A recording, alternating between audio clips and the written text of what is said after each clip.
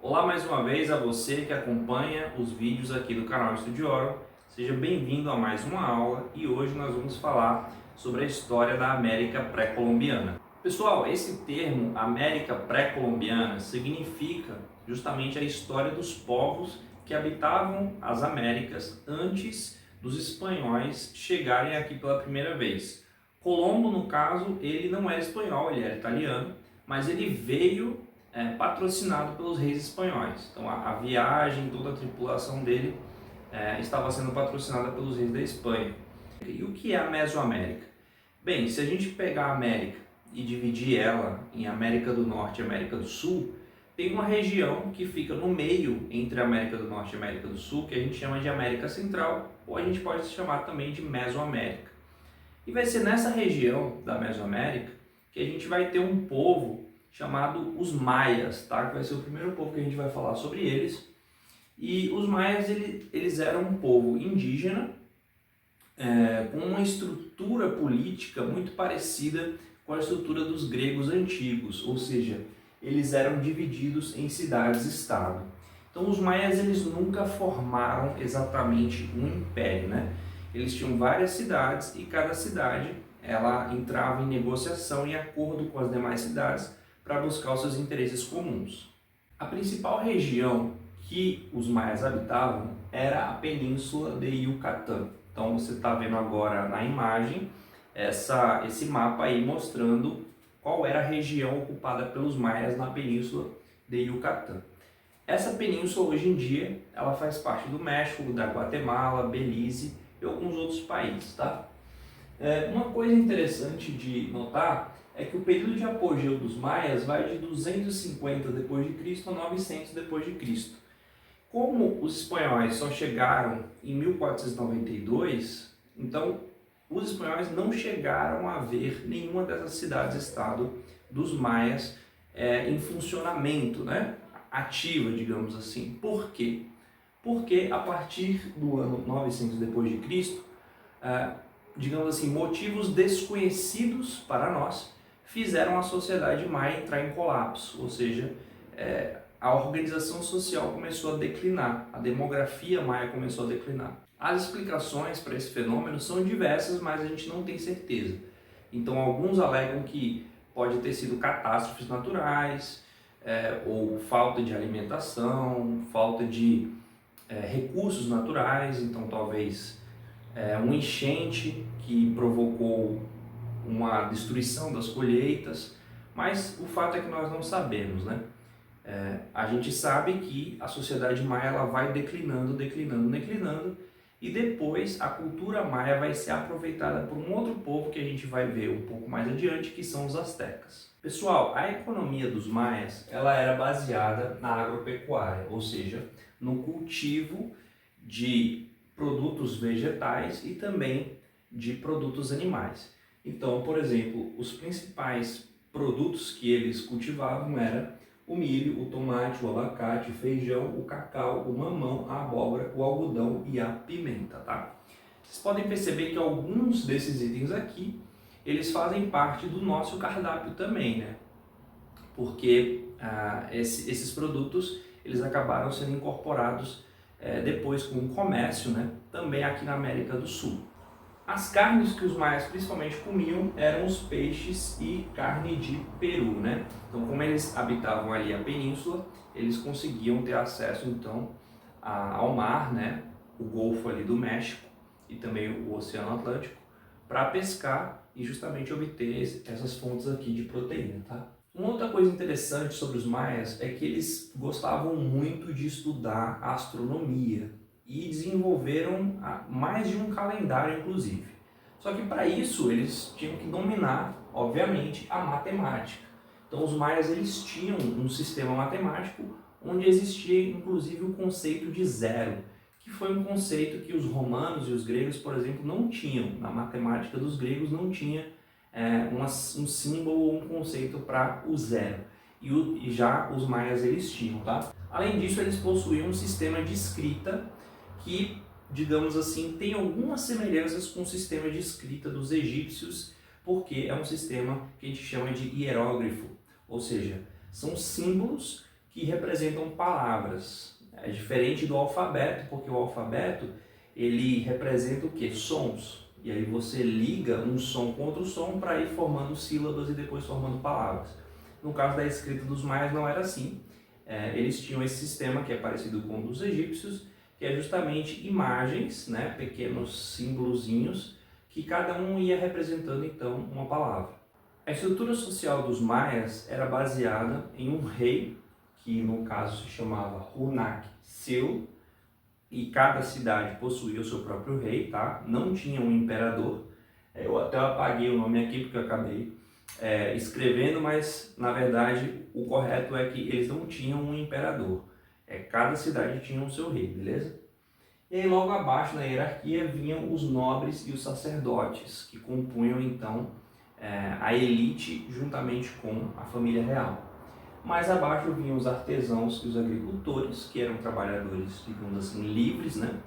E mais embaixo ainda os escravizados, que normalmente eles se tornavam escravizados através de dívidas. Então, quando alguém ali na sociedade começava a dever muito, ele se tornava escravo do seu credor para pagar a sua dívida e depois ele era liberto, né? Mas a sociedade maia, então, tinha esse conceito de escravidão. Beleza, pessoal? Então, o próximo povo que a gente vai ver, que vai surgir nessa região da Mesoamérica depois dos maias, vão ser os astecas. Eles também vão ser chamados de mexicas, tá? Tanto astecas quanto mexicas se referem a esse mesmo povo. E você pode perceber que esse nome mexica, ele é muito parecido com o nome México, justamente porque a região que hoje é o México era justamente a região do Império dos astecas, beleza? Esse nome asteca vem do nome Aztlán. Aztlán era o nome da terra nativa dos astecas. Essa terra nativa, os astecas diziam que ela ficava no norte. Esse norte, se a gente for olhar ali no mapa, ele seria a fronteira ali mais ou menos entre o México e os Estados Unidos. Então, aquela região que seria a região ali do norte, seria a região então de Aztlán, que os astecas vão deixar e vão migrar para o sul, ou seja, para a região mais central, que é onde eles se estabeleceram ali no que hoje a gente conhece como México. Então, os astecas eles vão fundar a capital deles no ano de 1325. A capital deles vai se chamar Tenochtitlán, tá? Eles fundaram essa capital, Tenochtitlán, às margens de um lago chamado Lago Texcoco. Só que esse lago, se você for procurar ele hoje no mapa, ele não existe mais. Por quê? Porque ele foi aterrado pelos espanhóis, tá? Então, quando os espanhóis derrotaram os astecas, né, ali no século XVI, esse lago ele foi aterrado, ou seja, os espanhóis foram cobrindo esse lago com terra. Um detalhe interessante, pessoal, é que a cidade de Tenochtitlán ela foi fundada num local onde os astecas acreditavam ter havido uma indicação dos deuses de que aquele local seria o local escolhido para eles fundarem a sua capital. Do que eu estou falando? Estou falando de que quando os astecas eles vieram então desse lugar chamado Aztlán, que ficava então ao norte, né, mais para o norte do que o México, eles foram descendo e foram procurando qual seria esse local que eles deveriam fundar a sua nova capital. E aí, os sacerdotes, chegou um momento que eles viram um local onde tinha uma águia devorando uma serpente. E os sacerdotes disseram que isso era um sinal dos deuses. Lembrando que os astecas eles eram politeístas. Então eles acreditavam em muitos deuses, em que inclusive os deuses estavam guiando eles, né? Então esse sinal gerou justamente esse interesse para que os astecas fundassem a sua capital ali, obedecendo, digamos assim, ao desejo dos deuses, tá?